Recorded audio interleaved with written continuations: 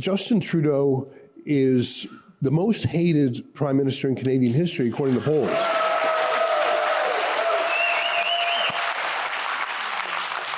And he's losing by-elections. He feels out of ideas. He looks stressed. But instead of sort of sputtering out, it looks like he's going out in a blaze of terrible glory, spending, bringing in crazy laws. I see they're attacking your transgender policy. Give me your thoughts on, almost like a wounded animal, is he more dangerous in his last months as prime minister as opposed to when he was stronger? Like, I think he's a wild card, and there's no one around him to restrain him. What's your take? Way more dangerous. I think Gerald Butts, who's been one of his lifelong friends and advisors, he worked for Kathleen Wynne in Ontario. And I think he's even given an interview where they said, we knew we were going down, but in the last 10 months, we passed everything we wanted to pass because we knew the next guys would have to take a couple of years to unwind it all. So that's what I would think it should be in all of our minds as we embark on this last 10-month period. I'm expecting to see all kinds of crazy policies, and he'll shift his coalition depending on the issue. So I'm expecting that he's going to come forward with an emissions cap on oil and gas, which he cannot do, which we know would reduce our production. It's a production cap, so we're going to have to fight him on that. I suspect he's going to proceed with increasing the carbon tax yet again on April 1st, if you can believe it, despite the pain that it's having on everyone, because I think that he believes that he can get away with it.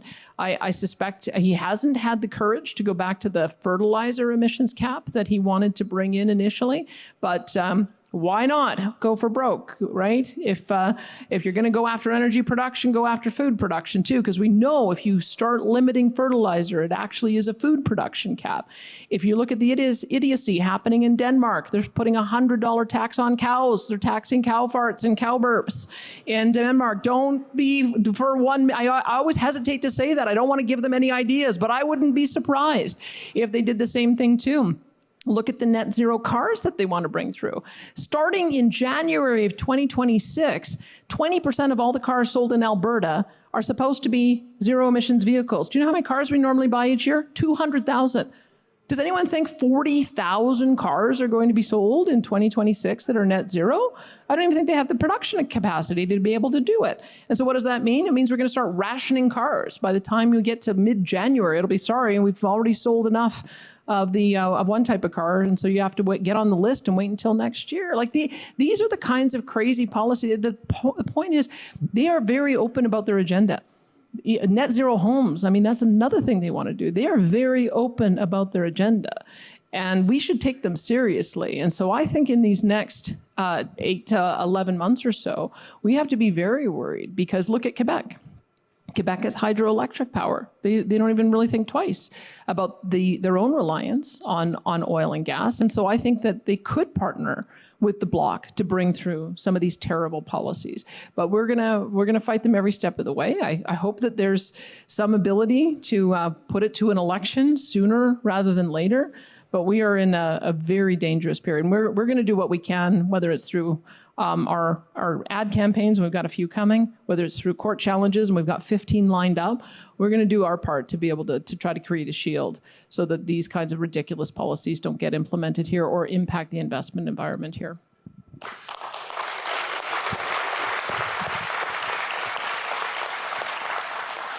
I'll ask just one last one. I'm very grateful for your time, and thank you for talking with us.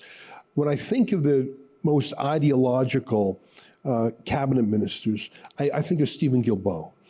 And he's a convicted criminal. He broke out of the CN Tower. He actually, and I forgot about this, went to Ralph Klein's home when the premier wasn't there, went onto the roof when Mrs. Klein was there, absolutely terrified. Almost a home invasion crime, by the way, absolutely shocking. I don't want to use the word sociopath, but Lord Thunder and Jesus, he's close. Have you had any dealings with him? Is he like a zombie? Is he like Gerald Butts is clever, a schemer, like a mini George Soros. He's got fingers in things. What's Guilbeault like, or do you never interface with him directly? I'll tell you the time that I did meet him. I met him twice because I did go to COP28 last year because I just came to the realization Alberta absolutely cannot have that person representing us on the international stage because who knows what he'll end up signing. So I met him there, didn't have much interaction, but the time I did talk with him, my Forestry and Parks Minister, Todd Loewen, was meeting with him to talk about managing forestry. And I walked in and said hello, and then as I left, I said, "No, Todd, have you talked to the minister yet about how we want the national parks transferred back to Alberta's jurisdiction?" Ha ha. So I laughed. Todd didn't think it was that funny. And his face went white. But, now that I see how badly they managed the forest around Jasper, maybe it wasn't such a crazy thing for us to ask for more authority over how our national parks are managed. But I digress. But no, he's absolutely an ideologue. There's no question about it. If you look at whether it's the emissions caps that I described or the net zero vehicles or the net zero homes or having heat pumps and wanting us in minus 35 weather to not have reliable energy on our power grid or reliable heating in our homes, like that is straight up ideology. There's no rationalizing with that kind of approach, which is why we have made him the center of a lot of our advocacy. We want the more reasonable minds, should there be some, in the Liberal cabinet to not let him drag our economy and drag our society in a direction that we all know we cannot do. So I've had some success, I think. I think people are sort of questioning whether or not the pathway that he's going down is the right one. We've seen even the NDP are now saying they might not want to have carbon taxes anymore, if you can believe it. I think Pierre's done some amazing work at the federal level, and all of the provinces who are aligned with him have been piling on that. So I think in some ways we've managed to temper what could have been a more aggressive agenda if they had a majority government. But I also worry that if they do get another mandate, just know whatever, if they go for broke and try to implement it all, at least we can have some time to repeal it. If they keep it off the table, hoping to win over enough moderates to win again, it'll come back with a roar as long as he's there.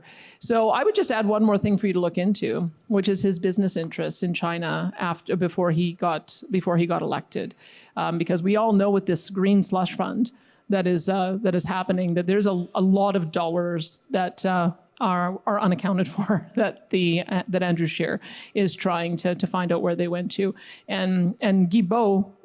He slammed us for not doing enough on emissions and then flew to China because he's on some kind of board in China, even though they're continuing to build coal plants. So he's on some kind of advisory board in China to work with them on emissions technology. But I think that there's a lot of special interests that are guiding the federal government policy.